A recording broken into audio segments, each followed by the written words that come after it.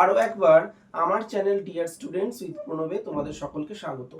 আমি smart use of have verb নিয়ে একটা শর্টস করেছিলাম, যেখানে যেহেতু এটা শর্টস ছিল তো আমি সেটাকে নিয়ে এক্সপ্লেন করতে পারিনি। তো হ্যাভ ভার্ব নিয়ে কিছুটা আজকে এই ভিডিওতে তোমাদেরকে এক্সপ্লেনেশন দেব। তো চলো দেখে নিই। হ্যাভ ভার্বের তিনটে রূপ আছে, হ্যাজ, হ্যাভ, হ্যাড। এই হ্যাভ ভার্ব যে আছে সেটা ইংরেজিতে পাঁচটা অ্যাকশন ভার্ব, ইট, ড্রিঙ্ক, টেক, স্পেন্ড, এনজয়, এই পাঁচটা ভার্বের বদলে আমরা হ্যাভ ভার্ব বসাতে পারি। কিছু এক্সাম্পল দেখে নিই, শর্টসে দিয়েছিলাম তবু কিছু দেখে নিই। আমি আগে করেছি কি, প্রেজেন্ট, পাস্ট আর পাস্ট পার্টিসিপেল ফর্ম লিখে নিয়েছি।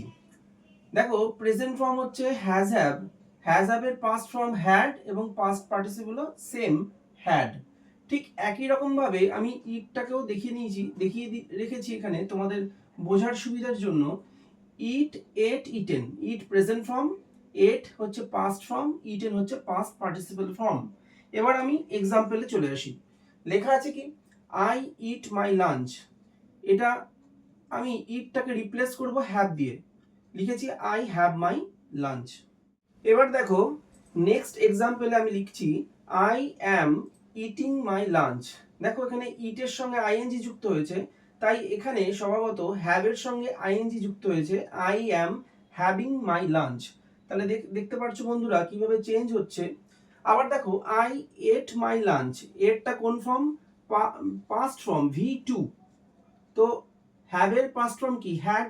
তো সেই কারণের জন্য এটা হয়ে গেল আই হ্যাড মাই লাঞ্চ। আমি আরেকটা নতুন এক্সাম্পল নিয়েছি তোমাদের আরো বোঝানোর সুবিধার জন্য। দেখো, আমরা সচরাচর এরকম শব্দ শুনি, মানে এরকম বাক্য শুনি, টেক ইউর সিট প্লিজ। তাহলে এটা একটু স্মার্টলি বললে হ্যাভ ইউর সিট প্লিজ। ঠিক একই রকম ভাবে দেখো, এনজয় যেটা রয়েছে শব্দটা, সেই ক্ষেত্রে তোমরা হ্যাভ ভার্ব দিয়ে রিপ্লেস করতে পারো।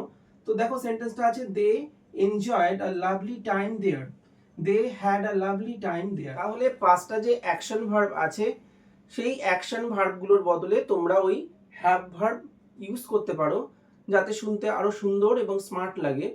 তবে এক্ষেত্রে একটা কথা তোমাদেরকে বলবো, স্পেন্ড যে অ্যাকশন ভার্বটা আছে, স্পেন্ড শব্দটার দুটো মানে হয়। একটা হচ্ছে স্পেন্ড মানে খরচ করা, এবং একটা স্পেন্ড হচ্ছে সময় কাটানো। তো স্পেন্ড যেটার অর্থ হলো খরচ করা, তার বদলে আমরা হ্যাভ ভার্ব ইউজ করব না। তো আজ এই পর্যন্তই রইল ভিডিওটা। আমার চ্যানেল যদি তোমাদের ভালো লেগে থাকে তাহলে তোমরা আমার চ্যানেলকে লাইক আর সাবস্ক্রাইব করে দিও। আবার সামনের ভিডিওতে দেখা হচ্ছে।